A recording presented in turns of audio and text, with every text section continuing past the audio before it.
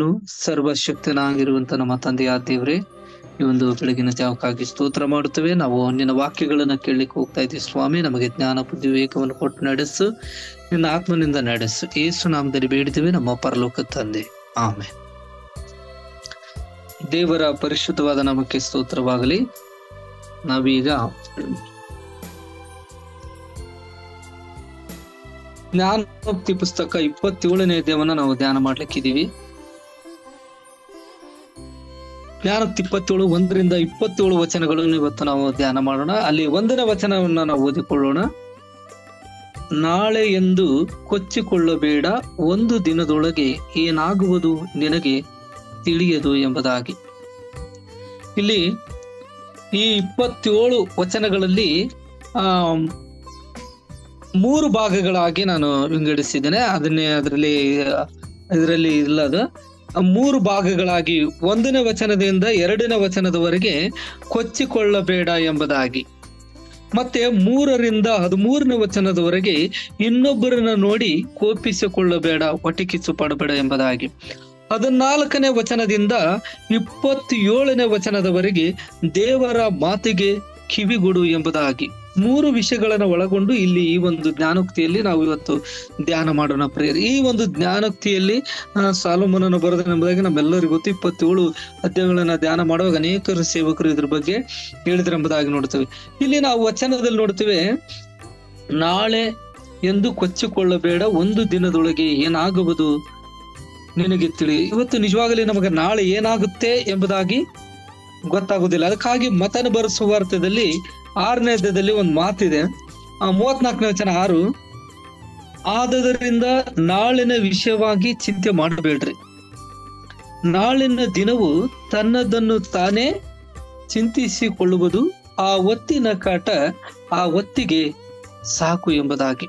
ಇಲ್ಲಿ ಮತ್ತೆ ನಿನ್ನನ್ನು ನೀನು ಹೊಗಳಿಕೊಳ್ಳಬೇಡ, ಮತ್ತೊಬ್ಬನು ಹೊಗಳಿದರೆ ಹೊಗಳಲಿ, ಆತ್ಮಸ್ತುತಿ ಬೇಡ, ಪರನು ನಿನ್ನನ್ನು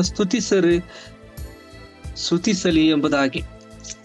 ಕರ್ತನಲ್ಲಿ ಪ್ರೀತಿ ಉಳ್ಳವರೇ, ಇಲ್ಲಿ ನಾಳಿನ ವಿಷಯ ಬಗ್ಗೆ ನಾವು ನೋಡುವಾಗ ಅನೇಕ ಸಾರಿ ನಾವು ನಾಳೆ ಏನಾಗುತ್ತೆ ಎಂಬುದಾಗಿ ನಮಗೆ ಗೊತ್ತಾಗಲ್ಲ. ಆದ್ರೂ ದೇವರ ವಾಕ್ಯದಲ್ಲಿ ಒಂದು 12ನೇ ಅಧ್ಯಾಯ ಲೂಕನ ಬರೆಸುವ ಅರ್ಥದಲ್ಲಿ ಒಂದು ಯೇಸು ಸ್ವಾಮಿ ಒಂದು ಸಾಮ್ಯವನ್ನ ಹೇಳಿದ್ದಾನೆ. ಆ ಸಾಮ್ಯದಲ್ಲಿ ನಾವು ನೋಡ್ತೇವೆ, ಒಬ್ಬ ಶ್ರೀಮಂತನು ನನಗೆ ಬಹಳ ಆಸ್ತಿ ಇರುವುದರಿಂದ ಅವನು ತನ್ನ ಕಣಜಗಳನ್ನ, ಸಣ್ಣ ಇರುವಂತಹ ಕಣಜಗಳನ್ನ ತೋಡಿಸಿ ಇನ್ನೂ ನಾನು ದವಸ ಧಾನ್ಯಗಳನ್ನ, ಸರಕುಗಳನ್ನು ತುಂಬಿಟ್ಟುಕೊಂಡು ಎಂಬುದಾಗಿ ಆಲೋಚಿಸ್ತಾನೆ. ಆಲೋಚಿಸುವಂತ ಸಂದರ್ಭದಲ್ಲಿ ಇಲ್ಲಿ 12ನೇ ಅಧ್ಯಾಯದಲ್ಲೇ ನಾವು ನೋಡ್ತೇವೆ, 15ನೇ ವಚನದಿಂದ ಮತ್ತು 21ನೇ ವಚನದವರೆಗೆ ಅಲ್ಲಿ ನಾಳೆ ಏನಾಗುತ್ತೆ, ನಾಳೆ ಏನಾಗಲ್ಲ ಎಂಬುದಾಗಿ ಅಲ್ಲಿ ಯೇಸು ಸ್ವಾಮಿ ಹೇಳುವುದನ್ನು ನೋಡ್ತೇವೆ. ಅಲ್ಲಿ 18ನೇ ವಚನದಲ್ಲಿ ನೋಡ್ತೇವೆ, ನನ್ನ ಕಣಜಗಳನ್ನ ಕೀಳಿಸಿ ಅವುಗಳಿಗಿಂತ ದೊಡ್ಡ ಕಣಜಗಳನ್ನ ಕಟ್ಟಿಸುವೆನ, ಅಲ್ಲಿ ನನ್ನ ಎಲ್ಲಾ ದವಸ ಧಾನ್ಯಗಳನ್ನ, ಸರಕುಗಳನ್ನ ತುಂಬಿಟ್ಟು ನನ್ನ ಜೀವಾತ್ಮಕ್ಕೆ ಜೀವವೇ, ಅನೇಕ ವರ್ಷಗಳಿಗೆ ಬೇಕಾದಷ್ಟು ಸರಕುಗಳು ನಿನಗೆ ಬಿದ್ದಿದೆ, ವಿಶ್ರಮಿಸಿಕೋ, ಊಟ ಮಾಡು, ಕುಡಿ, ಸುಖಪಡು ಎಂದು ಹೇಳುವೆನು ಅಂದುಕೊಂಡನು. ಆದ್ರೆ ದೇವ್ರು ಹೇಳ್ತಾನ ಅವನಿಗೆ, ಬುದ್ಧಿಹೀನನು ನೀನು, ಈ ಹೊತ್ತು ರಾತ್ರಿ ನಿನ್ನ ಪ್ರಾಣವನ್ನ ನಿನ್ನ ಕಡೆಯಿಂದ ಕೇಳುವರು, ಆಗ ನೀನು ಸಿದ್ಧ ಮಾಡಿಟ್ಟಿರುವುದು ಯಾರಿಗಾಗುವುದು ಎಂದು ಹೇಳಿದನು. ತನಗೋಸ್ಕರ ದ್ರವ್ಯವನ್ನು ಇಟ್ಟುಕೊಂಡ ದೇವರ ವಿಷಯದಲ್ಲಿ ಐಶ್ವರ್ಯವಂತನಾಗದೆ ಇರುವವನು ಅವನಂತೆ ಇದ್ದಾನೆ ಎಂಬುದಾಗಿ. ಕರ್ತನಲ್ಲಿ ಪ್ರೀತಿ ಉಳ್ಳವರೇ, ಇಲ್ಲಿ ನಾವು ನೋಡ್ತೇವೆ ಇವತ್ತು ಅದಕ್ಕೆ ಬೈಬಲ್ ಇಲ್ಲಿ ವಚನ, ನಾಳೆ ಎಂದು ಕೊಚ್ಚಿಕೊಳ್ಳಬೇಡ, ಒಂದು ದಿನದೊಳಗೆ ಏನಾಗುವುದು. ಇದು ಹಾಡು ಕೂಡ ಇದೆ ಪ್ರಿಯರೇ. ಅದಕ್ಕೋಸ್ಕರ ಕರ್ತನಲ್ಲಿ ಪ್ರೀತಿ ಉಳ್ಳವರೇ, ಇವತ್ತು ನಾಳೆ ಏನಾಗುತ್ತಂತ ನಮಗ್ ಗೊತ್ತಾಗುವುದಿಲ್ಲ, ಒಂದು ದಿನದೊಳಗೆ ಏನಾಗುತ್ತೆ ಎಂಬುದಾಗಿ ನಾವು ಗೊತ್ತಾಗುದಿಲ್ಲ. ಆದ್ರೆ ನಾವು ಏನ್ ಮಾಡ್ತೀವಿ, ಕೊಚ್ಚಿಕೊಳ್ಳುತ್ತೇವೆ. ಆದ್ರೆ ಇನ್ನೊಂದು ವಚನದಲ್ಲಿ ನೋಡ್ತೇವೆ, ನಾವು ಯಾಕೋಬ ಪತ್ರಿಕೆಯಲ್ಲಿ 4ನೇ ಅಧ್ಯಾಯ 13ನೇ ವಚನದಲ್ಲಿ ಕೂಡ ನೋಡ್ತೇವೆ. ಅಲ್ಲಿ ವಚನದಲ್ಲಿ, ಇವತ್ತು ಇಲ್ಲವೇ ನಾಳೆ ನಾವು ಇಂಥ ಪಟ್ಟಣಕ್ಕೆ ಹೋಗಿ ಅಲ್ಲಿ 1 ವರ್ಷವಿದ್ದು ವ್ಯಾಪಾರ ಮಾಡಿ ಲಾಭವನ್ನು ಸಂಪಾದಿಸ್ತೇವೆ ಅನ್ನುವವರೇ ಕೇಳಿರಿ. ನೋಡ್ರಿ, ನಾಳೆ ಇವತ್ತು ಹೋಗಿ ನಾಳೆ ಸಂಪಾದನೆ ಮಾಡಿ ಅಲ್ಲಿ ಹಣ ಸಂಪಾದನೆ ಮಾಡಿ ಎಂಬುದಾಗಿ ಯೋಚನೆ ಮಾಡ್ತೇವೆ. ಆದ್ರೆ ದೇವ್ರು ಹೇಳ್ತಾನೆ 14ನೇ ವಚನದಲ್ಲಿ ನೋಡ್ತೇವೆ, ಕೇಳಿರಿ, ನಾಳೆ ಏನಾಗುವುದು ನಿಮಗೆ ತಿಳಿಯದು, ನಿಮ್ಮ ಜೀವಮಾನವು ಎಂಥದ್ದು. ನೀವು ಸ್ವಲ್ಪ ಹೊತ್ತು ಕಾಣಿಸಿಕೊಂಡು ಆಮೇಲೆ ಕಾಣದೆ ಹೋಗುವ ಅಭೆಯಂತಿದ್ದೀರಿ. ಆದದರಿಂದ ನೀವು ಅಂತ ಮಾತನ್ನ ಬಿಟ್ಟು ದೇವರ ಚಿತ್ತವಾದರೆ ನಾವು ಬದುಕಿ ಈ ಕೆಲಸವನ್ನಾಗಲಿ ಆ ಕೆಲಸವನ್ನಾಗಲಿ ಮಾಡುವೆವು ಎಂದು ಹೇಳಬೇಕಂತೆ ಇವತ್ತು ಈಗ ಇರುವಂತ ಸಂದರ್ಭದಲ್ಲಿ. ಅದಕ್ಕೋಸ್ಕರ ಕರ್ತನಲ್ಲಿ ಪ್ರೀತಿ ಉಳ್ಳವರೇ, ಇಲ್ಲಿ ನೋಡ್ತೇವೆ ಒಂದನೇ ಭಾಗದಲ್ಲಿ ನೋಡುವಾಗ ಕೊಚ್ಚಿಕೊಳ್ಬಾರ್ದು, ನಾಳೆ ಇರ್ತೀನೋ ಇಲ್ಲ ನಮಗ್ ಗೊತ್ತಾಗಲ್ಲ. ಆದ್ರೆ ಕರ್ತನಲ್ಲಿ ಪ್ರೀತಿ ಉಳ್ಳವರು ನಮಗ್ ಕೊಟ್ಟಂತ ಸಮಯದಲ್ಲಿ ನಾವು ದೇವರಿಗಾಗಿ ನಾವು ಜೀವಿಸ್ಬೇಕು. ಯಾಕಪ್ಪ ಅಂದ್ರೆ ಇಲ್ಲಿ 2ನೇ ವಚನದಲ್ಲಿ ನೋಡ್ತೇವೆ, ನಿನ್ನನ್ನು ಹೊಗಳಿಕೊಡ್ಬೇಡ. ಇದು ಮನುಷ್ಯನ ಸ್ವಭಾವ. ನಾವು ಹೊಗಳ್ಕೊಳ್ತೀವಿ, ನಮ್ಮ ವಿಷಯಗಳನ್ನ ಇನ್ನೊಬ್ರಿಗೆ ಏನ್ ಮಾಡ್ತೀವಿ, ಶೇರ್ ಮಾಡ್ತೀವಿ ನಾವು. ಆದ್ರೆ ದೇವ್ರ ವಾಕ್ಯ ಏನ್ ಹೇಳ್ತಂದ್ರೆ ಮತ್ತೊಬ್ರು ನಮ್ಮ ಬಗ್ಗೆ ಹೊಗಳಿಲಿ, ಆದ್ರೆ ಇಲ್ಲಿ ನೀನು ಹೊಗಳಿಕೊಳ್ಬೇಡ ಎಂಬುದಾಗಿ ಕೂಡ ದೇವರ ವಚನದಲ್ಲಿ ನಾವು ನೋಡ್ತೇವೆ. ಅದಕ್ಕೋಸ್ಕರ ಅದೇ 27ನೇ ವಚನದಲ್ಲಿ ಕೂಡ ನಾವು ನೋಡ್ತೇವೆ, ಕೊನೆ 27 ವಚನದಲ್ಲಿ ಕೂಡ ಆದ್ರೆ ಇಲ್ಲಿ ವಚನದಲ್ಲಿ ನಾವು ನೋಡುವಂತ ಸಂದರ್ಭದಲ್ಲಿ ಅನೇಕ ನಾವು 1% ಕೆಲಸ ಮಾಡಿರ್ತೀವಿ, ಆದ್ರೆ 100% ಆಗಿರುವಂತ ಕೆಲಸಗಳನ್ನ ನಾವು ಹೊಗಳ್ಕೊಳ್ತೀವಿ. ನನ್ನನ್ನ ಹಿಡಿದು ನಾನು ಹೇಳ್ತೇನೆ, ನಾನು ಕೂಡ ಅನೇಕ ಸಾರಿ ಏನ್ ಮಾಡ್ತೀವಿ, ಹೊಗಳ್ಕೊಳ್ತೀವಿ ನಾವು. ನಾನು ಈ ರೀತಿ ಮಾಡಿದೆ, ಅಲ್ಲಿ ಹೋಗದೆ, ಇಲ್ಲಿ ಅನೇಕ ಸಾರಿ ನಾವು ಮಾಡುವಂತವರಾಗಿದ್ದೇವೆ. ಆದ್ರೆ ವಚನ ನಮಗೆ ಹೇಳುತ್ತೆ, ನಿನ್ನನ್ನು ಎಂದಿಗೂ ಹೊಗಳಿಕೊಳ್ಳ ಬೇಡ ಎಂಬುದಾಗಿ. ಕರ್ತನಲ್ಲಿ ಪ್ರೀತಿ ಉಳ್ಳವರೇ, ಮತ್ತೆ 39ನೇ ಕೀರ್ತನದಲ್ಲಿ ಒಂದು ಮಾತು ಹೇಳುತ್ತೆ, ಅದನ್ನು ಕೂಡ ನಾವು 5ನೇ ವಚನದಲ್ಲಿ ನೋಡ್ತೇವೆ. ನನ್ನ ಆಯುಷ್ಯವನ್ನ ಗೇಣುದ್ದವಾಗಿ ಮಾಡಿದೆಯಲ್ಲ, ನನ್ನ ಜೀವಿತ ಕಾಲ ನಿನ್ನ ಎಣಿಕೆಯಲ್ಲಿ ಏನೂ ಅಲ್ಲ. ಮನುಷ್ಯನೆಂಬನು ಎಷ್ಟು ಸ್ಥಿರನೆಂದು ಕಂಡರೂ ಬರೀ ಉಸಿರೇ. ನಾವು ನೋಡ್ತೀವಿ, ನಾಳೆ ಎಂದು ಕೊಚ್ಚಿಕೊಳ್ಬಹುದು, ಬರೀ ಮನುಷ್ಯ ಬರೀ ಉಸಿರೇ ಎಂಬುದಾಗಿ ಕೀರ್ತನದಲ್ಲಿ ಕೂಡ ನಾವು ನೋಡ್ತೇವೆ ಪ್ರೇರ್. ಈಗ ನಾವು 3ರಿಂದ 13 ವಚನದವರೆಗೆ ನಾವು ನೋಡುವಂತ ಸಂದರ್ಭದಲ್ಲಿ ಇನ್ನೊಬ್ಬರನ್ನ ನೋಡಿ ಕೋಪಿಸಿಕೊಳ್ಳಬೇಡ ಎಂಬುದಾಗಿ. ಕರ್ತನಲ್ಲಿ ಪ್ರೀತಿ ಉಳ್ಳವರೇ, ಇಲ್ಲಿ ವಚನದಲ್ಲಿ ನೋಡ್ತೇವೆ, ಕಲ್ಲು ಭಾರ ಮರಳು ಭಾರ ಎರಡಕ್ಕಿಂತ ಮೂಢನ ಕೋಪವು ಬಲು ಭಾರ, ಕೋಪವು ಕ್ರೂರ, ಕ್ರೋಧವು ಪ್ರವಾಹ ಎಂಬುದಾಗಿ. ಇಲ್ಲಿ ಕೋಪ ಎಂಬುದಾಗಿ ನೋಡ್ತೇವೆ, 2 ಸರಿ ಬಂತು. ನಿಜವಾಗ್ಲೂ ಪ್ರತಿ ಮನುಷ್ಯನಿಗೂ ಕೋಪ ಉಂಟು, ನಾವು ನೋಡ್ತೇವೆ. ಆದ್ರೆ ಕೋಪಿಸಿಕೊಂಡ್ರು ಪಾಪ ಮಾಡ್ಬೇಡ ಅಂತ ಹೇಳ್ತೇವೆ, ಇದು ಕೋಪ ಬರುತ್ತೆ. ಆದ್ರೆ ಇಲ್ಲಿ ದೇವರ ವಾಕ್ಯ ಹೇಳಿದ ಹಾಗೆ ಕೋಪವು ಇವತ್ತು ನಾವು ನೋಡ್ತೇವೆ, ಅನೇಕ ಸಾರಿ ಸಣ್ಣ ವಿಷಯಕ್ಕೆ ನಾವೇನ್ ಮಾಡ್ತೀವಿ, ಕೋಪವನ್ನ ಪಡ್ತೇವೆ ನಾವು ಅನೇಕ ಸಾರಿ ಸಣ್ಣ ವಿಷಯಗಳನ್ನ. ಆದ್ರೆ ನಾವು ಕಂಟ್ರೋಲ್ ಮಾಡ್ಕೋಬೇಕಂತ ದೇವ್ರ ವಾಕ್ಯ ಹೇಳುತ್ತೆ. ದೇವರ ವಾಕ್ಯದಲ್ಲಿ ನಾವು ನೋಡ್ತೇವೆ, ನಾವು ಅದನ್ನ ದೇವರ ಕೈಯಲ್ಲಿ ನಾವು ಕೊಟ್ಟು ಕಂಟ್ರೋಲ್ ಮಾಡ್ಬೇಕು. ಯಾಕಪ್ಪ ಅಂದ್ರೆ ಜ್ಞಾನೋಕ್ತಿ 14:30 ಕೂಡ ಈ ಮಾತು ನಾವು ನೋಡ್ತೇವೆ. ಶಾಂತ ಗುಣವು ದೇಹಕ್ಕೆ ಜೀವದಾರವು, ಕ್ರೋಧವು ಎಲುಬಿಗೆ ಕ್ಷಯ ಅಂತ ಹೇಳುತ್ತೆ. ಇವತ್ತು ಕೋಪ, ಮತ್ಸರ ಇದೆಲ್ಲ ಹೊಟ್ಟೆ ಕಿಚ್ಚು ನಾವು ಪಡ್ತೇವೆ ಅನೇಕ ಸಾರಿ. ಆದ್ರೆ ದೇವ್ರ ವಾಕ್ಯ ಹೇಳುತ್ತೆ, ಪ್ರಶಾಂತ ಹೃದಯವು ದೇಹಕ್ಕೆ ಆರೋಗ್ಯ ಅಂತ. ಅಂದ್ರೆ ಶಾಂತಿ ಸಮಾಧಾನದಿಂದ ನಾವು ಇರುವಂತದ್ದು. ಮತ್ತೆ ಹೊಟ್ಟೆ ಕಿಚ್ಚಿನಿಂದ ಮೊಳೆಗಳು ಅಂದ್ರೆ ಸವಿತವಂತ ಹೇಳ್ತೀವಿ. ಕರ್ತನ ವಾಕ್ಯದಲ್ಲಿ ನೋಡ್ತೇವೆ, ಎಲುಬಿರುವಂತದ್ದು ಏನಾಗುತ್ತೆ ಅಂದ್ರೆ ಸವಿತೆ ಎಂಬುದಾಗಿ ದೇವರ ವಾಕ್ಯದಲ್ಲಿ ನಾವು ನೋಡ್ತೇವೆ ಪ್ರಿಯರೇ. ಅದಕ್ಕೋಸ್ಕರ ಇಲ್ಲಿ ದೇವರ ವಾಕ್ಯ ಹೇಳಿದ ಹಾಗೆ ಕೋಪ ಪಡಬಾರ್ದು ಎಂಬುದಾಗಿ ದೇವರ ವಾಕ್ಯದಲ್ಲಿ ಹೇಳುವಂಥದ್ದು. ಅದಕ್ಕಾಗಿ 4ನೇ ವಚನದಲ್ಲಿ ಮತ್ತು 3ನೇ ವಚನದಲ್ಲಿ 2 ಸಾರಿ ಕೋಪ ಎಂಬುದಾಗಿ ಬರೆಯಲ್ಪಟ್ಟದ್ದನ್ನ ನಾವು ನೋಡುತ್ತೇವೆ. ಅದಕ್ಕಾಗಿ ಮಸ್ತರಕ್ಕೆ ಎದುರಾಗಿ ಯಾರು ನಿಂತಾರು ಎಂಬುದಾಗಿ ಕೂಡ ದೇವರ ವಾಕ್ಯದಲ್ಲಿ ನಾವು ನೋಡ್ತೇವೆ. ಕರ್ತನಲ್ಲಿ ಪ್ರೀತಿ ಉಳ್ಳವರೇ, ಇವತ್ತು ನಾವು ಇನ್ನೊಬ್ಬರನ್ನ ನೋಡಿ ಹೊಟ್ಟೆ ಕಿಚ್ಚು ಪಡುತ್ತೇವೆ, ಇನ್ನೊಬ್ಬರನ್ನ ನಾವು ನೋಡಿ ಅವ್ರನಿಗೆ ನಾವು ಸರಿಗಟ್ಟುತ್ತೇವೆ ಅನೇಕ ಸಾರಿ. ಅವ್ರಿಗಿದೆಯಲ್ಲ ನನಗಿಲ್ಲಲ್ಲ ಎಂಬುದಾಗಿ. ಆದ್ರೆ ದೇವರ ವಿಷಯದಲ್ಲಿ ನಾವು ಹೆಚ್ಚಳ ಪಡ್ಬೇಕು. ದೇವರ ವಿಷಯದಲ್ಲಿ ನಾವು ಆರಾಧಿಸುವಾಗ ದೇವರು ನಮ್ಮನ್ನು ಕೂಡ ಏನ್ ಮಾಡ್ತಾರಂತೆ, ನಡೆಸ್ತಾರೆ ಎಂಬುದಾಗಿ ದೇವರ ವಾಕ್ಯ ಹೇಳುವಂಥದ್ದು. ಅದಕ್ಕೋಸ್ಕರ ಇಲ್ಲಿ ಮತ್ತೆ 5ನೇ ವಚನದಲ್ಲಿ ನೋಡ್ತೇವೆ ನಾವು, ಕಾರ್ಯದಿಂದ ಹೊರಪಡದ ಪ್ರೀತಿಗಿಂತ ಬಹಿರಂಗವಾದ ಗದರಿಕೆ ಲೇಸು, ಮಿತ್ರನ ಮಾಡುವ ಗಾಯಗಳು ಮೇಲಿಗಾಗಿಯೇ ಶತ್ರುವಿನ ಮುದ್ದುಗಳು ಹೇರಳವಾಗಿ. ಇಲ್ಲಿ ಮೇಲಿಗಾಗಿಯೇ ಎಂಬುದಾಗಿ ನೋಡುವಾಗ ಇಲ್ಲಿ ನಾವು ನೋಡುತ್ತೇವೆ ಒಳತಿಗಾಗಿ. ಇವತ್ತು ನಾವು ಇಲ್ಲಿರುವಂತ ಪ್ರತಿಯೊಬ್ಬರಿಗೆ ಲೋಕದಲ್ಲಿ ನೋಡ್ತೇವೆ, ನೇರವಾಗಿ ಮಾತನಾಡುವವನಿಗೆ ಇವತ್ತು ಗೌರವ ಇಲ್ಲ. ನೇರವಾಗಿ ಮಾತನಾಡೋ ಅವ್ರ ಮೇಲೆ ಇವತ್ತು ಕೋಪ. ಏನಾದ್ರೂ ತಪ್ಪು ಮಾಡುವಾಗ ನೇರವಾಗಿ ಹೇಳುವಾಗ ಅವ್ರಿಗೆ ಏನಾಗುತ್ತೆ, ಒಂದು ಕೋಪ ಬರುತ್ತೆ.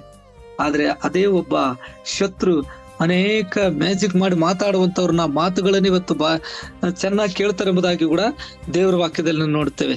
ಅದಕ್ಕಾಗಿ ಇಲ್ಲಿ ವಚನದಲ್ಲಿ ನಾವು ನೋಡ್ತೇವೆ, ಮಿತ್ರನ ಮಾಡುವ ಗಾಯಗಳು ಮೇಲಿಗಾಗಿತ್ತು. ಅವನು ಅನೇಕ ಸಾರಿ ನಮ್ಮನ್ನ ಗದರಿಸಬಹುದು. ದೇವರ ವಾಕ್ಯದಲ್ಲಿ ನಾವು ನೋಡ್ತೇವೆ, ಗದರಿಸ್ತಾರೆ.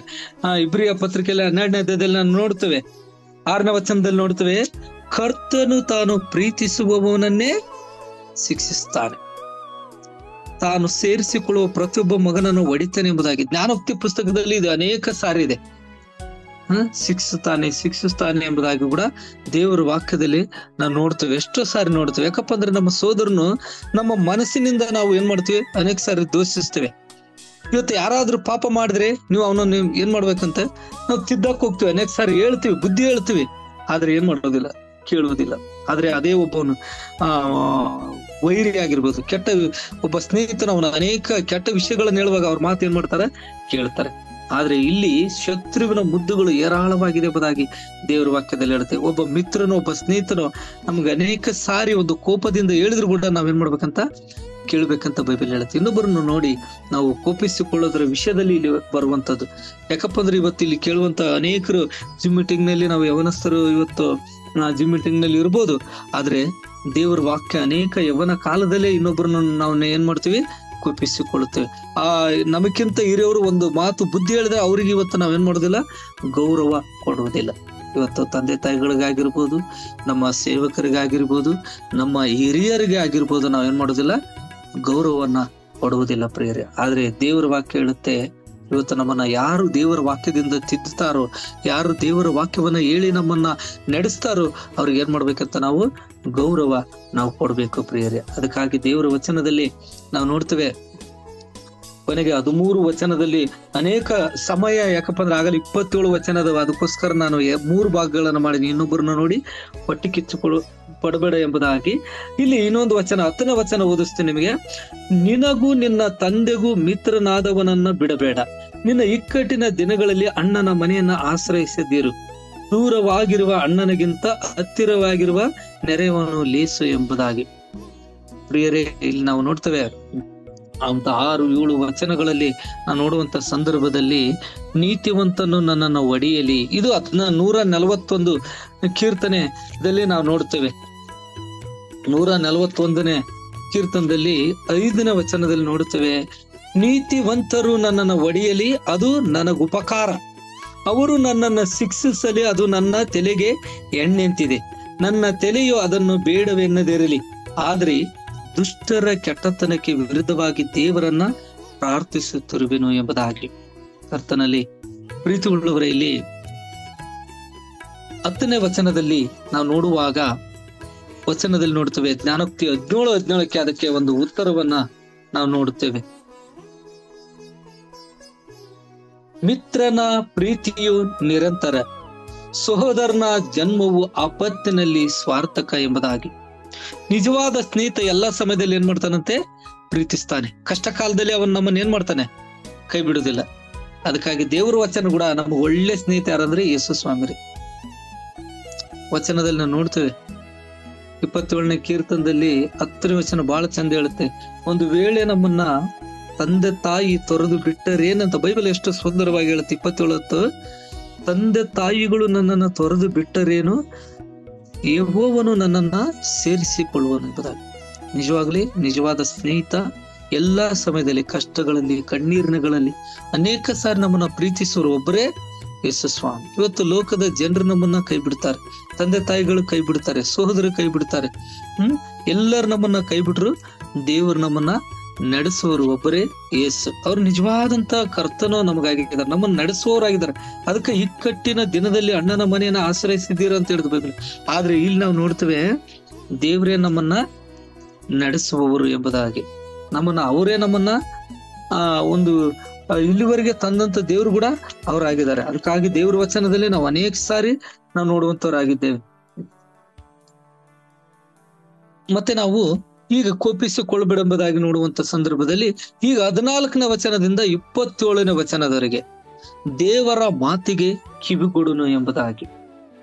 ಇಲ್ಲಿ 14ನೇ ವಚನದಲ್ಲಿ ನೋಡ್ತೇವೆ, ಮುಂಜಾನೆ ಎದ್ದು ತನ್ನ ಸ್ನೇಹಿತನನ್ನ ದೊಡ್ಡ ಕೂಗಿನಿಂದ ಆಶೀರ್ವದಿಸುವವನು, ಮತ್ತೆ ಶಪಿಸಿ ವೆನಿಸಿಕೊಳ್ಳುವವನು, ದೊಡ್ಡ ಮಳೆಯ ದಿನದಲ್ಲಿ ತಟತಟನೆ ತೊಟ್ಟುಕ್ಕುವ ಹನಿ, ತಂಟೆ ಮಾಡುವ ಹೆಂಡತಿ ಎರಡು ಒಂದೇ ಅಂತಿದೆ. ಇಲ್ಲಿ ಬೈಬಲ್ ನಾವು ಕೇಳಿಸ್ಕೊಳ್ಬೇಕು. ದೇವರ ವಾಕ್ಯದಲ್ಲಿ ಇವತ್ತು ಕಿರಿಕಿರಿ ಮಾಡುವ ಹೆಂಡತಿ ಅಂತ ನಾವು ನೋಡ್ತೇವೆ. ಇದು ಅನೇಕ ಸೇವಕರು ನಾವು ನೋಡಿದಿವಿ. ಆದ್ರೆ ಕರ್ತನಲ್ಲಿ ಪ್ರೀತಿ ಉಳ್ಳವರೇ, ಇಲ್ಲಿ ನಾವು ಕರ್ತನ ವಾಕ್ಯದಲ್ಲಿ ನೋಡುವಂತ ಸಂದರ್ಭದಲ್ಲಿ ಜ್ಞಾನೋಕ್ತಿ 10:1 ವಚನದಲ್ಲಿ ನಾವು ನೋಡ್ತೇವೆ, ಸಾಲೊಮೋನನು ಜ್ಞಾನೋಕ್ತಿಗಳು, ಮಗನು ಜ್ಞಾನಿಯಾದರೆ ತಂದೆಗೆ ಸುಖ, ಅಜ್ಞಾನಿಯಾದರೆ ತಾಯಿಗೆ ದುಃಖ ಎಂಬುದಾಗಿ. ಇಲ್ಲಿ ಅದಕ್ಕಾಗಿ ದೇವರ ವಾಕ್ಯದಲ್ಲಿ ನಾವು ನೋಡ್ತೇವೆ, ಇವತ್ತು ಮುಂಜಾನೆ ಎದ್ದು ತನ್ನ ಸ್ನೇಹಿತನನ್ನ ಕೂಗುದಾದ್ರೆ ವಚನದಲ್ಲಿ ನಾವು ನೋಡ್ತೇವೆ, ಜಗಳ ಗಂಟೆ ಹೆಂಡತಿ ಜೊತೆ ಇರುವುದಕ್ಕಿಂತ ಮಾಳಿಗೆಯಲ್ಲಿ ಒಂದು ಮೂಲೆಯಲ್ಲಿ ಇರುವುದೇ ಒಳ್ಳೇದೆಂಬುದಾಗಿ 21 ಜ್ಞಾನೋಕ್ತಿಯಲ್ಲಿ 19ನೇ ವಚನದಲ್ಲಿ ನಾವು ನೋಡಿದ್ವಿ. ಇದು ಯಾಕಪ್ಪ ಅಂದ್ರೆ ವಚನದಲ್ಲಿ ಹೇಳುತ್ತೆ, ಕಾಡುವ ಜಗಳ ಗಂಟೆ ಅಂತ ಹೇಳುತ್ತೆ, ಸವಾಸಕ್ಕಿಂತ ಕಾಡಿನ ವಾಸವೇ ಲೇಸು ಎಂಬುದಾಗಿ ದೇವರ ವಚನದಲ್ಲಿ ನೋಡ್ತೇವೆ. ಆದ್ರೆ ಇಲ್ಲಿ ನಾವು ಮೊಟ್ಟ ಮೊದಲು ನಾವು ತಿಳ್ಕೋಬೇಕು, ದೇವರ ಮಾತಿಗೆ ನಾವು ಕಿವಿ ಕೊಡಬೇಕು. ದೇವರ ನಮಗೆ ಕೊಡುವಂತ ಫಲವನ್ನ ನಾವು ಎದುರು ನೋಡುವಂತವರಾಗಿರ್ಬೇಕು. ಕರ್ತನಲ್ಲಿ ಪ್ರೀತಿ ಉಳ್ಳವರು, ಇವತ್ತು ಅನೇಕ ಕುಟುಂಬಗಳಲ್ಲಿ ನಾವು ನೋಡ್ತೇವೆ ಜಗಳಗಳು, ಮನಸ್ತಾಪಗಳು. ನಾವು ನೋಡ್ತೇವೆ ಎಲ್ಲರ ಮನೆಯಲ್ಲೇ ನಾವು ನೋಡುವಂತವ್ರಾಗಿದ್ರೆ. ಯಾಕಪ್ಪ ಅಂದ್ರೆ ಆದ್ರೆ ದೇವ್ರ ಮಕ್ಕಳಾದಂತ ನಾವುಗಳು ಅನೇಕ ದೇವರ ನಂಬೋದಕ್ಕಿಂತ ಮುಂಚೆ ದೇವರ ನಂಬಿದ ಮೇಲೆ ಅನೇಕ ಕುಟುಂಬಗಳಲ್ಲಿ ಮನಸ್ತಾಪಗಳು, ಜಗಳಗಳು ಉಂಟು. ಆದ್ರೆ ಸರಿ ಮಾಡಿಕೊಳ್ಳುವಂತ ಜಾಗ ಏನಪ್ಪಾ ಅಂದ್ರೆ ದೇವರ ಪ್ರಸನ್ನತೆ. ಅಲ್ಲಿ ದೇವರು ಆ ಒಂದು ಜಗಳಕ್ಕೆ, ಅದು ಒಂದು ಕೋಪಕ್ಕೆ ದೇವರು ನಮಗೆ ಏನ್ ಮಾಡ್ತಾರಂತೆ, ಸರಿ ಮಾಡುವಂತವ್ರು ದೇವರಾಗಿದ್ದಾರೆ. ಅದಕ್ಕಾಗಿ ಕರ್ತನಲ್ಲಿ ಪ್ರೀತಿ ಉಳ್ಳವರೇ, ಇಬ್ರಿಯ 10ನೇ ಅಧ್ಯಾಯ ಒಂದು ವಚನದಲ್ಲಿ ನೋಡ್ತೀವಿ, 24-25 ಇವತ್ತು ನಾವು ಕುಟುಂಬ ಪ್ರಾರ್ಥನೆ ಮಾಡದಿರುವಂಥದ್ದು ಅನೇಕ ಕುಟುಂಬಗಳಲ್ಲಿ ನೋಡ್ತೇವೆ. ಇವತ್ತು ಅನೇಕ ಸಮಯಗಳನ್ನ ನಾವು ವ್ಯರ್ಥಗಳನ್ನ ಮಾಡ್ತೇವೆ. ಅನೇಕ ಕುಟುಂಬಗಳಲ್ಲಿ ಜಗಳ ಹುಟ್ಟುವುದು ಹೇಗೆ ಎಂಬುದಾಗಿ ನೋಡುವಾಗ ನಾವು ರಾತ್ರಿ ವೇಳೆಯಲ್ಲಿ ಕುಟುಂಬವಾಗಿ ಸೇರಿ ನಾವೇನ್ ಮಾಡೋದಿಲ್ಲ, ಅನೇಕರು ಪ್ರಾರ್ಥನೆ ಮಾಡೋದಿಲ್ಲ. ಕರ್ತನಲ್ಲಿ ಪ್ರೀತಿ ಉಳ್ಳವರೇ, ನಮ್ಮ ಕುಟುಂಬದಲ್ಲಿ ನಾನು ಹೇಳ್ತೀನಿ, ಯಾಕಪ್ಪ ಅಂದ್ರೆ ಇದನ್ನ ನಾನು ಹೆಚ್ಚಿಸಿಕೊಂಡು ಹೇಳುವುದಿಲ್ಲ. ಕುಟುಂಬ ಪ್ರಾರ್ಥನೆಯಿಂದ ಅನೇಕ ಸಾರಿ ಆದಿಕಾಂಡದಿಂದ ಪ್ರಕಟಣವರೆಗೆ ನಾವೇನ್ ಮಾಡಿದೀವಿ, ಕುಟುಂಬ ಪ್ರಾರ್ಥನೆ ಮೂಲಕ ಓದಿ ಮುಗಿಸಿದೀವಿ. ನಾವು 8ರಿಂದ 8:15 ಒಳಗೆ ನಮ್ಮ ಮನೆಯಲ್ಲಿ ಕುಟುಂಬ ಪ್ರಾರ್ಥನೆ ನಡೆಯುವಂಥದ್ದು. ಯಾಕಪ್ಪ ಅಂದ್ರೆ ಒಂದ್ಸಾರಿ 2006ರಲ್ಲಿ ನಾನು ಬೈಬಲ್ ಕಲ್ವರ್ ಸಭೆಯಲ್ಲಿ ಬಂದು 2006ರಲ್ಲಿ ಒಂದು ಬೆಂಗಳೂರಿಗೆ ಒಂದು ಮೀಟಿಂಗ್ ಬಂದಂತ ಸಂದರ್ಭದಲ್ಲಿ ದೊಡ್ಡ ಅಂಕಲು ಆ ಮಾತು ಹೇಳಿದ್ರೆ, ಆ ಸಂದರ್ಭದಲ್ಲಿ ಕುಟುಂಬ ಪ್ರಾರ್ಥನೆ ನೀವು ಇವತ್ತಿನಿಂದ ಪ್ರಾರಂಭ ಮಾಡ್ರಿ ಎಂಬುದಾಗಿ ಒಂದು ಮೀಟಿಂಗ್ ಸಂದರ್ಭದಲ್ಲಿ. ಅವತ್ತಿನಿಂದ ಇವತ್ತಿಗೂ ಕೂಡ ನಮ್ಮ ಮನೆಯಲ್ಲಿ ಏನ್ ಮಾಡೋದಿಲ್ಲ, ನಾವು ಕುಟುಂಬ ಪ್ರಾರ್ಥನೆ ನಿಲ್ಲಿಸುವುದಿಲ್ಲ. ಯಾಕಂದ್ರೆ ದೇವರ ವಾಕ್ಯದಲ್ಲಿ ನೋಡ್ತೇವೆ ನಾವು ಕುಟುಂಬವಾಗಿ, ನಾನು ನನ್ನ ಮನೆಯವರು ಯೆಹೋವನನ್ನ ಸೇವಿಸುವುದಾಗಿ ದೇವರ ವಾಕ್ಯ ಹೇಳಿದ ಹಾಗೆ ಪ್ರತಿದಿನ ಕುಟುಂಬ ಪ್ರಾರ್ಥನೆ, ಪ್ರತಿದಿನ ನಾವು ಏನ್ ಮಾಡ್ಬೇಕಂತೆ, ಕುಟುಂಬವಾಗಿ ಸೇರಿ ಮಕ್ಕಳ ಜೊತೆ ಸೇರಿ ನಾವು ಆರಾಧಿಸಬೇಕು. ಅಂದ್ರೆ ನಾವು ಜಗಳಕ್ಕಾಗಿರ್ಬೋದು, ಲೋಕಕ್ಕಾಗಿ ನಾವು ಸಮಯವನ್ನು ಕೊಡಬಾರ್ದು. ದೇವರಿಗಾಗಿ ನಾವು ಸಮಯವನ್ನು ಕೊಡುವಾಗ ದೇವ್ರು ಏನ್ ಮಾಡ್ತಾನಂತ ನಮ್ಮನ್ನ ನಡೆಸ್ತಾರೆ. ಅದೇ ದೇವರ ಮಾತಿಗೆ ನಾವ್ ಏನ್ ಮಾಡ್ಬೇಕಂತೆ, ಕಿವಿ ಕೊಡ್ಬೇಕು. ಅದು ರೂಢಿಯಾಗಿಸಿಕೊಳ್ಬೇಕಂತ ದೇವ್ರ ವಾಕ್ಯ ಹೇಳುತ್ತೆ. ಇಬ್ರಿಯ ಪತ್ರಿಕೆಯಲ್ಲಿ ನೋಡ್ತೇವೆ, 10ನೇ 24ನೇ ವಚನದಲ್ಲಿ ನೋಡ್ತೇವೆ, ನಾವು ಪರಸ್ಪರ ಹಿತಚಿಂತಕರಾಗಿದ್ದು ಪ್ರೀತಿ ಸ್ತುತಿಸದಿರಬೇಕಂತಲೂ ಸತ್ಕಾರ್ಯ ಮಾಡಬೇಕೆಂತಲೂ ಒಬ್ಬರನ್ನೊಬ್ಬರು ಪ್ರೇರೇಪಿಸೋಣ. ನಮ್ಮ ಕುಟುಂಬವನ್ನ ನಾವು ಪ್ರೇರೇಪಿಸೋಣ ಮೊದಲದಾಗಿ. ಮತ್ತೆ ಸಭೆಯಾಗಿ ಕೂಡಿಕೊಳ್ಳುವುದು ಕೆಲವರು ರೂಢಿಯಾಗಿ ಬಿಟ್ಟಿರುವ ಪ್ರಕಾರ ನಾವು ಬಿಟ್ಟು ಬಿಡದೆ ಒಬ್ಬರನ್ನೊಬ್ಬರು ಎಚ್ಚರಿಸೋಣ. ಕರ್ತನ ಪ್ರತ್ಯಕ್ಷತೆಯ ದಿನವು ಸಮೀಪಿಸುತ್ತಾ ಬರುತ್ತದೆ ಎಂದು ನೀವು ನೋಡುವುದರಿಂದ ಇದನ್ನು ಮತ್ತಷ್ಟು ಮಾಡ್ರಿ. ಮತ್ತಷ್ಟು ನಿಜವಾಗಿ ಇದು ಮಾಡ್ಬೇಕು. ನಾವು ಕುಟುಂಬ ಪ್ರೇಯರ್ ಮಾಡ್ಬೇಕು. ಅನೇಕ ನಾವು ವ್ಯಕ್ತಿಕ ಪ್ರಾರ್ಥನೆ ಇದನ್ನ ನಾವು ಮಾಡ್ಲೇಬೇಕು ಪ್ರೇಯರ್. ಅದಕ್ಕೋಸ್ಕರ ಕರ್ತನಲ್ಲಿ ಪ್ರೀತಿ ಉಳ್ಳವರೇ, ಇಲ್ಲಿ ನಾವು ನೋಡುವಾಗ ದೇವರ ಮಾತಿಗೆ ನಾವು ಕಿವಿಗೊಡ್ಲೇಬೇಕೆ. ಆ ರೀತಿಯಾಗಿ ನಾವು ಇರುವಂತ ಸಂದರ್ಭದಲ್ಲಿ ದೇವ್ರು ಏನ್ ಮಾಡ್ತಾರೆ, ಇನ್ನೂ ನಮ್ಮನ್ನ ಹೆಚ್ಚಾಗಿ ಆಶೀರ್ವದಿಸ್ತಾರೆ. ಇಲ್ಲಿ 18ನೇ ವಚನದಲ್ಲಿ ನೋಡುತ್ತೇವೆ, ಅಂಜೂರದ ಮರವನ್ನ ಕಾಯುವನು, ಅದರ ಫಲವನ್ನ ತಿನ್ನುವನು, ಯಜಮಾನನ ಮಾತಿಗೆ ಕಾಯುವನು, ಮಾನವನ್ನ ಅನುಭವಿಸುನು ಎಂಬುದಾಗಿ. ಹೌದು, ಇವತ್ತು ಸೋಮಾರಿಗೆ ನೂರಾರು ಆಸೆ ಇರುತ್ತಂತೆ, ಅವನಿಗೆ ಮಾಡಕ್ಕಿಲ್ಲ. ಆದ್ರೆ ಅವನ ಹತ್ರ ಏನು ಇರೋದಿಲ್ಲ ಸೋಮಾರಿ ಹತ್ರ. ಆದ್ರೆ ಕಷ್ಟಪಟ್ಟು ಕೆಲಸ ಮಾಡುವನು ತೃಪ್ತಿಯಿಂದ ಇರ್ತಾನೆ.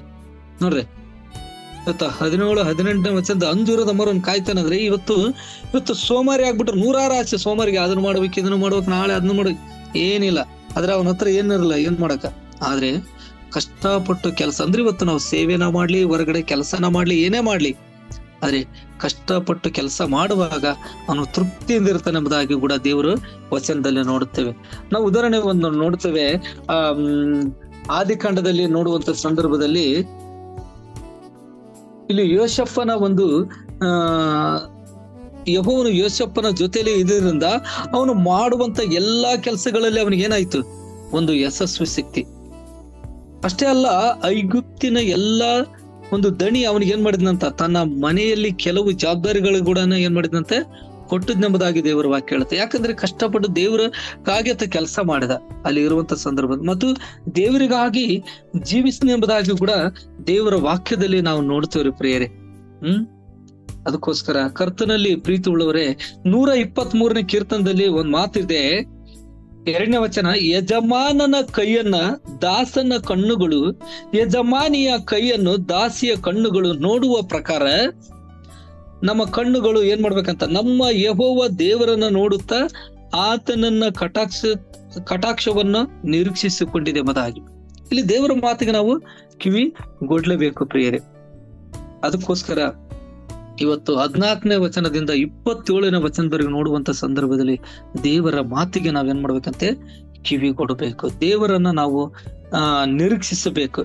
ಯಾಕಪ್ಪ ಅಂದ್ರೆ ಇಲ್ಲಿ 19ನೇ ವಚನದಲ್ಲಿ ನೋಡ್ತೇವೆ, ಮನುಷ್ಯನಿಗೆ ಮನುಷ್ಯನನ್ನ ಹೃದಯ ಹಾಗೆ ತೋರ್ಪಡಿಸಿದೆ. ಅಂದ್ರೆ ಮನಸಾಕ್ಷಿ ಪಾತಾಳಕ್ಕೂ ನಾಶಲೋಕಕ್ಕೂ ಹೇಗೆ ತೃಪ್ತಿ ಇಲ್ಲವೋ ಹಾಗೆ ಮನುಷ್ಯನ ಕಣ್ಣುಗಳಿಗೆ ಏನು ತೃಪ್ತಿ ಇಲ್ಲತ್ತೆ, ಇನ್ನೂ ಬೇಕು ನೋಡ್ರಿ. ಅದಕ್ಕಾಗಿ ಪುಟಿ ಕುಲುಮೆಗಳಿಂದ ಬೆಳ್ಳಿ ಬಂಗಾರನ ಕಣ್ಣುಗಳಿಗೆ ಏನಿಲ್ಲ ಅಂತ ತೃಪ್ತಿನೇ ಇಲ್ಲ. ಇವತ್ತು ಅದು ಬೇಕು ಇದು ಬೇಕು ಎಂಬುದಾಗಿ ಕೂಡ ನಾವು ನೋಡ್ತೇವೆ. ಕರ್ತನಲ್ಲಿ ಪ್ರೀತಿ ಉಳ್ಳವರೇ, ಕೊನೆಯಲ್ಲಿ ನಾವು ನೋಡಿ ಮುಗಿಸೋಣ. ಇಲ್ಲಿ ಜ್ಞಾನೋಕ್ತಿ 17:3 ನಾವು ನೋಡ್ತೇವೆ, ಮತ್ತೆ ಕೊಲೊಸ್ಸೆ 3:23 ನೋಡ್ತೇವೆ.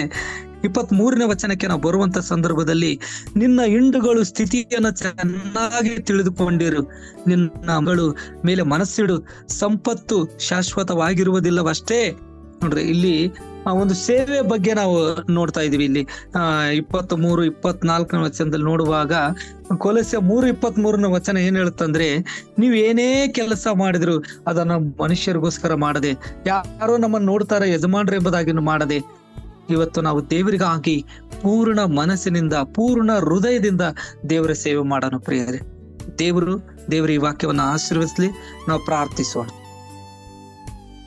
ನಮ್ಮನ್ನ ಬಾಳವಾಗಿ ಪ್ರೀತಿಸುವ ಪರಲೋಕದ ನಮ್ಮ ತಂದೆಯ ದೇವರೇ, ಪರಿಶುದ್ಧನು, ಮಹೋನ್ನತನು, ಸರ್ವಶಕ್ತನು, ಸರ್ವವ್ಯಾಪಿ, ಸರ್ವಜ್ಞಾನಿ ಆಗಿರುವಂತ ದೇವಾದಿ ದೇವನೇ, ರಾಜಾದಿರಾಜನಾಗಿರುವಂತ ಏಸಪ್ಪ, ನಿನಗೆ ಸ್ತೋತ್ರ ಕರ್ತನೆ. ವಿಶೇಷವಾಗಿ ನಾವು ಪ್ರಾರ್ಥಿಸ್ತೇವೆ ಕರ್ತನೆ, 3 ವಿಷಯಗಳನ್ನ ನಾವು ನೋಡ್ಕೊಂಡು ಕೊಚ್ಚಿಕೊಳ್ಳಬೇಡ, ಮತ್ತು ಇನ್ನೊಬ್ಬರನ್ನು ನೋಡಿ ಹೊಟ್ಟೆ ಕಿಚ್ಚು ಪಡಬೇಡ ಅಥವಾ ಕೋಪಿಸಿಕೊಳ್ಳಬೇಡ ಎಂಬುದಾಗಿ. 3ನೇದಾಗಿ ದೇವರ ಮಾತಿಗೆ ನಾವು ಕಿವಿ ಕೊಡಬೇಕೆಂಬುದಾಗಿ. ತಂದೆ ಆ ದೇವ್ರೆ, ಇಲ್ಲಿ ಕೂತಿರುವಂತ ಕರ್ತವ್ಯ ಜೂಮಲ್ಲಿ ಇರುವಂತ ಎಲ್ಲ ದೇವರ ಸೇವಕರಿಗಾಗಿ, ಸೋದರಿಗಾಗಿ, ಎಲ್ಲರಿಗಾಗಿ ಪ್ರಾರ್ಥಿಸಿ ಆಶೀರ್ವಾದನ ಮಾಡ್ರಿ. ಕೃಪೆಯಿಂದಲೇ ನೀನು ತುಂಬಿಸಿ ನಡೆಸು. ಸ್ತುತಿ, ಘನ, ಮಾನ, ಮಹಿಮೆ ನಿಮ್ಮೊಬ್ಬರಿಗೆ ಸಲ್ಲಿಸುತ್ತಾ ಯೇಸು ನಾಮದಲ್ಲಿ ಬೇಡಿದೆವೇ ನಮ್ಮ ಪರಲೋಕದ ತಂದೆ. ಆಮೇನ್.